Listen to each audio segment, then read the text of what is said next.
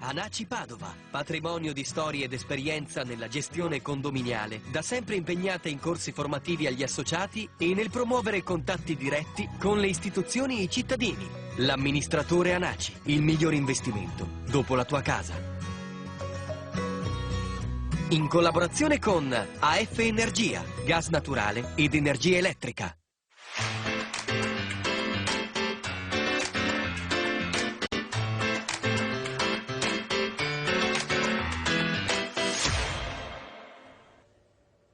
Ben ritrovati gentili telespettatori con il nostro appuntamento del giovedì pomeriggio rigorosamente in diretta. Il Condominio Risponde, la nostra trasmissione realizzata in collaborazione con l'ANACI, l'Associazione Nazionale degli Amministratori di Condominio. Do il benvenuto ai miei ospiti, a cominciare da Tommaso Di Blasi, consigliere di ANACI Padova. Ben ritrovato.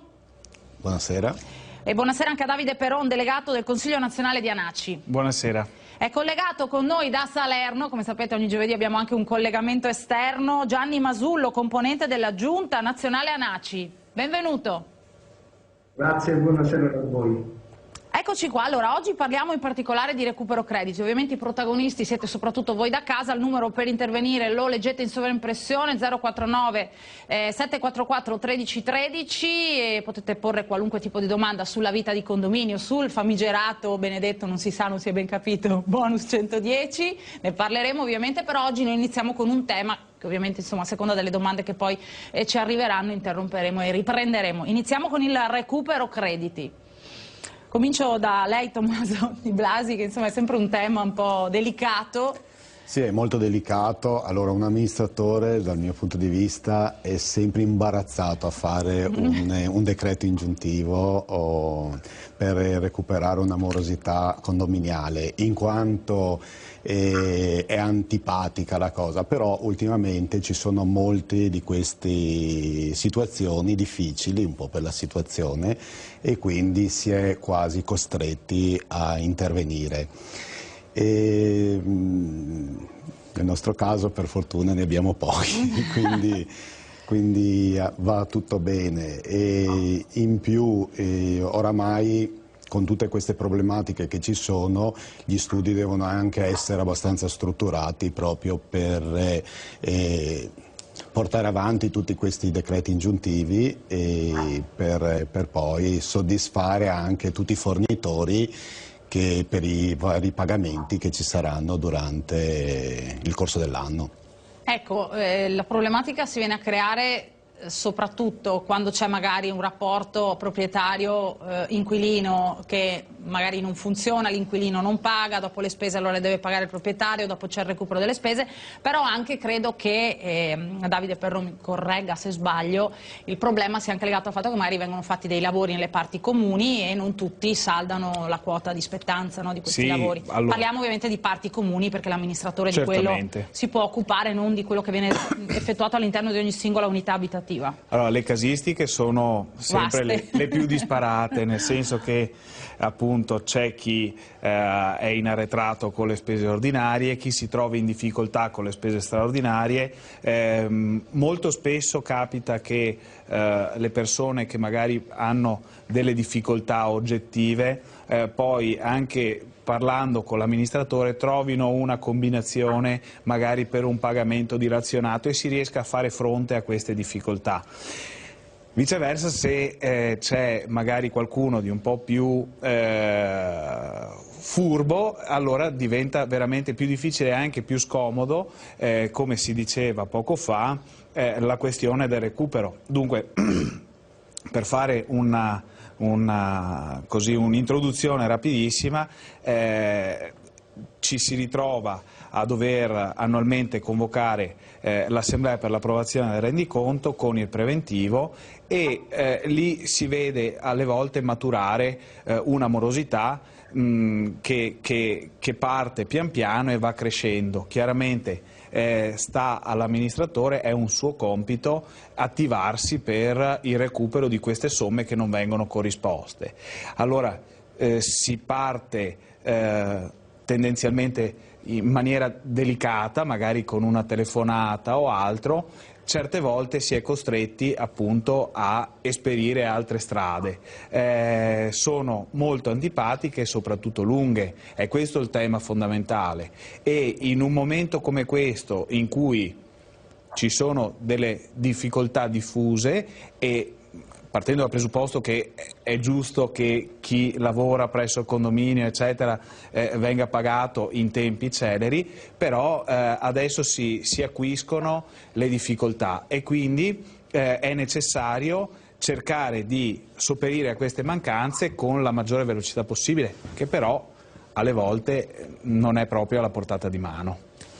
Gianni Masullo, sì, il periodo anche che ovviamente acuisce, come ha detto giustamente Peron, la problematica, nel senso che appunto è un periodo in cui magari l'aumento delle spese, le bollette, il periodo storico insomma, che stiamo vivendo, magari un po' spinge più famiglie ad avere difficoltà, però c'è sempre questo tentativo, come dicevano prima anche i nostri ospiti in studio, c'è sempre questo tentativo da parte dell'amministratore di condominio di andare a conciliazione, no? Con il condomino che magari non paga o non può pagare. Se c'è la possibilità di dilazionare il debito non si procede subito per vie legali col decreto ingiuntivo, magari si attende, si cerca di capire un po' come fare, un po' anche fa un po' di tutto l'amministratore di condominio, probabilmente anche un po' lo psicologo, in questo caso diciamo che cerca un po' di andare incontro a quella che è la situazione particolare, se vede dall'altra parte buona volontà, no?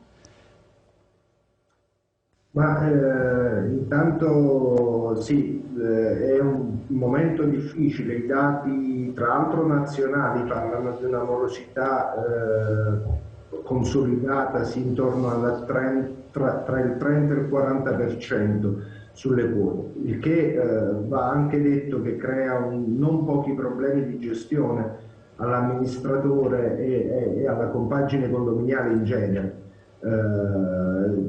Su alcuni atteggiamenti dell'amministratore mi permetto di condividere per una parte, per un'altra parte devo dire che credo che questa professione oggi imponga all'amministratore insomma di accorciare molto i tempi di mediazione rispetto al credito con il condomino e di invece attivarsi con una certa sollecitudine per il recupero del credito per evitare al condominio da un lato di avere problemi e dall'altra parte anche proprio alla sua in modo tale che non possa neppure essere per certi versi criticata e mi tengo leggero la sua gestione. Oggi la legge impone all'amministratore di agire nei confronti dei condomini morosi entro un lasso di tempo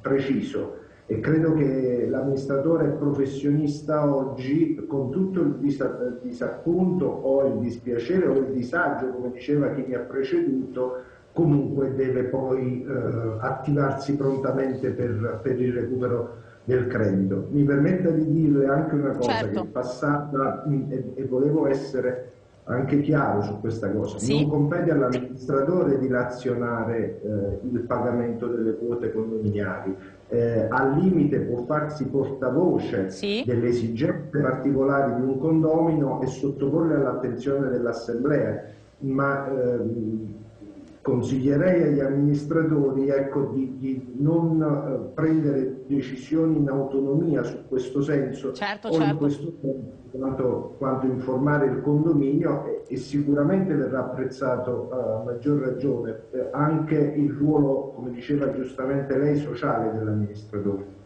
Assolutamente, sì, poi è l'assemblea che deve in qualche modo essere informata e quant'altro, però insomma è un ruolo che purtroppo, o per fortuna, è sempre più poliedrico, quello dell'amministratore, no? Perché giustamente non ci si può fermare alla sola documentazione necessaria a portare avanti la gestione, un po' bisogna anche trovare delle forze in più dentro di sé, no? Ultimamente l'amministratore è tuttologo. Zen, om.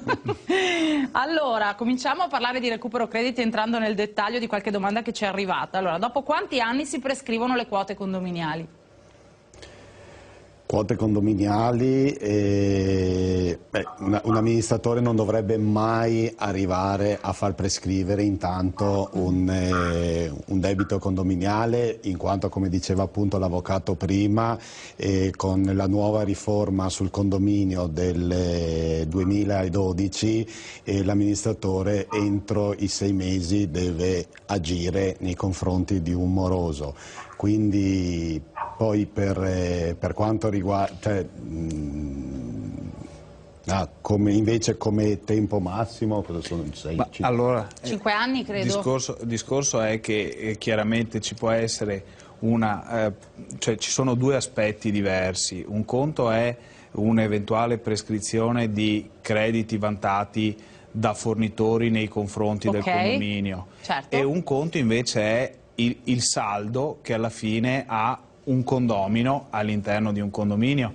Il saldo anno per anno, tra virgolette, te lo porti dietro, nel senso che se avevi un saldo negativo l'anno precedente e continui a non pagare, il tuo saldo negativo crescerà e chiaramente spetterà poi all'amministratore attivarsi in caso di inerzia e quindi di mancato pagamento per il recupero di quel credito. Però vai aumentandolo man mano che lasci trascorrere il tempo. Certo. E questo è il fatto. Abbiamo la telefonata, pronto? Pronto, buonasera. Buonasera. Volevo fare una domanda. Se l'amministratore è inadempiente ai suoi doveri, cosa si può fare? Revoca. Nel senso che chiediamo il resoconto delle spese condominiali, è sempre irreperibile, non hai risposta tramite PEC, non esiste che ci mandi qualche documento. Cosa si può fare? Prego, per un po' rispondere lei, o faccio rispondere... Sì, è indifferente. Eccolo qua, Gianni Masullo vuole intervenire anche a proposito di quello che diceva prima sulla prescrizione delle quote condominiali. Prego. Sì, assolutamente. La telefonata dell'utente, del signore, insomma, un po' mi conforta per certi versi su quello che dicevo prima, no? Cioè di come l'amministratore deve agire in un certo modo oggi, perché come si può notare, poi alla fine l'essere troppo, fra virgolette, buoni o pazienti nei confronti dei condomini può scontentare giustamente tutta un'altra serie invece di condomini che sono virtuosi e pazienti. Sulla prescrizione, sì, raccolgo quello che è stato detto prima di me.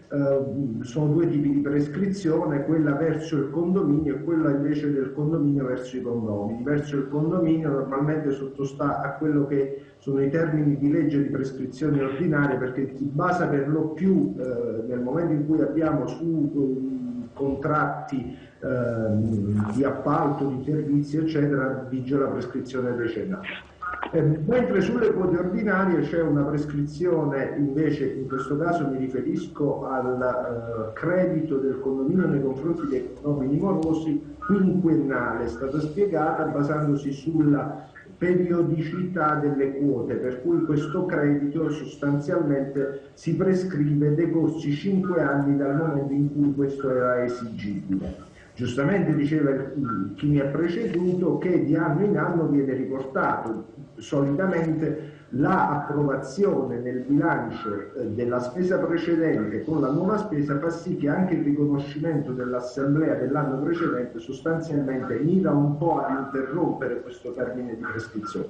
Attenzione però a non far passare i tempi e non violare le norme, rispondo anche a chi ci ha telefonato, perché poi si incorre nelle possibilità di revoca dell'amministratore per non aver ottemperato gli obblighi previsti dalla legge, in questo caso particolare l'articolo 1129 del Codice Civile, che appunto impone all'amministratore, fa obbligo all'amministratore di agire entro 6 mesi di chiusura dell'esercizio nei confronti del condomino moroso. Mi consenta, giusto per precisazione, anche per chi ci ascolta, via dicendo, invece quando si parla di quote straordinarie di condominio, cioè che riguardano interventi di manutenzione straordinaria, proprio data la non periodicità dell'emissione delle quote, ma la straordinarietà delle stesse insite, la prescrizione invece è da considerarsi ordinaria e quindi decennale. In parole povere, per fare l'esempio, se io devo agire su quote ordinarie devo stare attento perché la prescrizione sarà di 5 anni, se io agisco per quote straordinarie derivanti ad esempio da interventi di manutenzione straordinaria di rilevante entità eseguiti al condominio, la prescrizione sarà decennale. Ok, allora abbiamo risposto al nostro telespettatore, ancora in linea? Sì, sono ancora qua. Volevo dirle, sì. Siccome abbiamo mandato anche le PEC, non abbiamo avuto risposta, siamo andati tramite telefono per avere l'appuntamento in riunione, non esiste più questo amministratore, sembra svanito nel nulla, o fare intervenire un avvocato, perché non è possibile andare avanti in questa maniera, richiedere dei soldi, dei pagamenti e non abbiamo nessun documento di spese condominiali da sapere dove vanno. Prego.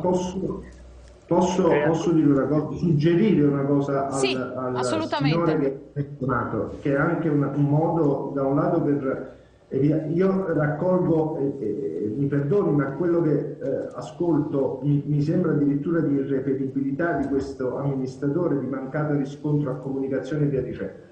C'è una norma nel codice che consente, anche perché il rapporto tra amministratore e condominio e condomini è basato sostanzialmente su un rapporto fiduciario, di esperire una procedura attraverso l'articolo 66 delle disposizioni, e cioè fare richiesta all'amministratore un numero di condomini che rappresenti almeno un sesto del valore del fabbricato, di chiedere la convocazione di un'assemblea dove si affrontano le problematiche, eventualmente anche, se si ritiene, di dover procedere alla nomina di un nuovo amministratore. In questo caso l'amministratore in carica ha 10 giorni obbligatoriamente per convocare l'assemblea e quindi in quel luogo, che mi sembra quello più appropriato, risolvere se possibile tutte le questioni e togliersi tutti i dubbi. Eventualmente, non ottemperi l'amministratore, potranno i condomini riunirsi per decidere i provvedimenti. Certo, se i comportamenti dell'amministratore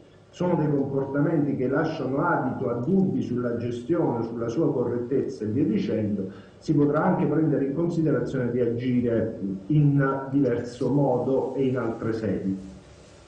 Grazie per la risposta davvero esaustiva. Adesso abbiamo una seconda domanda che è sempre inerente. I solleciti, abbiamo anche un po' in parte risposto, magari diamo una risposta proprio specifica.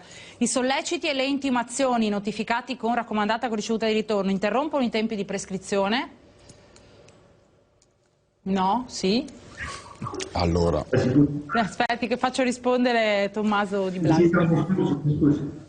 Sì, prego. Allora, la prescrizione, intanto, come dicevamo prima, diceva anche l'avvocato, l'obbligo dell'amministratore è proprio quello di fare un'azione massiva di richiesta di solleciti al fine di arrivare al punto tale di poter adire le vie legali tramite decreto ingiuntivo. Di solito un amministratore, quando arriva a un terzo sollecito, agisce direttamente subito, quindi, e poi la giurisprudenza fa il resto. Gli altri anni della giurisprudenza. Fa il suo corso. L'altra telefonata, pronto? Sì, pronto. Buonasera. Buonasera. Io volevo chiedere in merito all'accertamento fatto per il 110% di bonus. È venuto fuori che le parti condominiali non sono in regola, quindi mancava la variante fatta dal costruttore. Siccome sono passati quasi 20 anni, si dice che questo non dovrebbe essere più affrontabile come discorso. Secondo me invece, siccome ce ne siamo accorti adesso, io penso che si possa piantare la causa contro il costruttore e poter ricevere l'indennizzo di questa sanatoria. Lei cosa ne pensa? Chi mi risponde? Io... Eccolo sì. qua. L'ho vista in rampa di lancio. Allora, do un consiglio: partire subito con azione legale del costruttore, intanto bisogna vedere se è ancora in vita. 2, se all'epoca... Se l'azienda è ancora in vita, sì, ovviamente. Il costruttore ha addirittura ancora 3 appartamenti nel condominio. Benissimo, ma bisogna vedere se all'epoca il costruttore aveva creato una società ad hoc SRL oppure se era una società semplice di persona. Okay.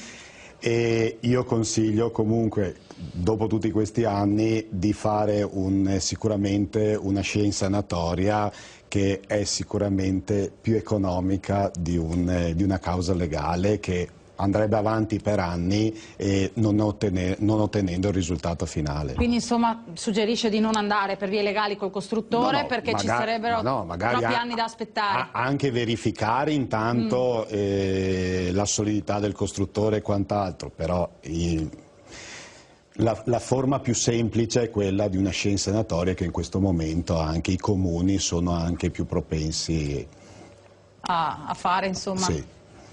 Ok. Poi magari l'avvocato mi contraddice. Prego, avvocato. Vuole intervenire? Non contraddico.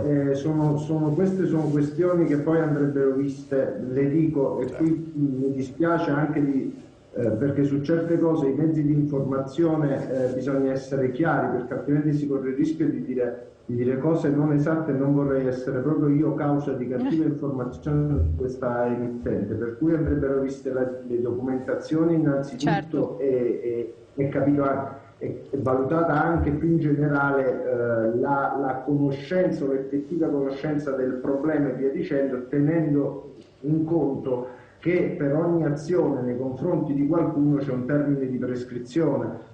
Per cui il problema che può generarsi è un po' diverso, quindi capire innanzitutto se c'è questa possibilità dal punto di vista proprio documentale.